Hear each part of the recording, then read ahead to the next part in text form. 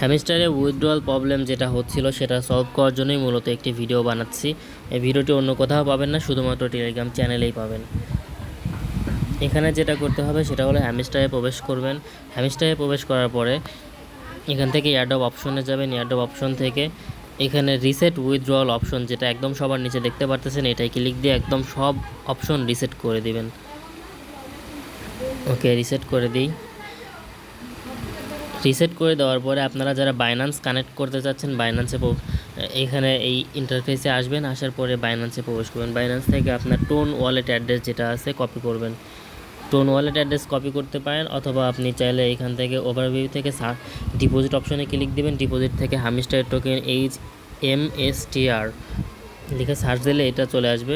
এখান থেকে tone network connect select করবেন। সিলেক্ট করার পরে এখান থেকে আপনার ডিপোজিট অ্যাড্রেস এবং হামিস্টার টোকেনের মেমো, এই দুইটা কালেক্ট করবেন।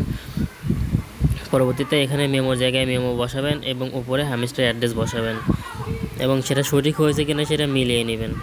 মিলানোর পরে সেভ অ্যান্ড চুজে ক্লিক দেবেন। এটা সাকসেস হয়ে গেছে, দেখতেই পারতেছেন। ওকে গাইজ, তো এটুকুই ছিল মূলত আজকের ভিডিও।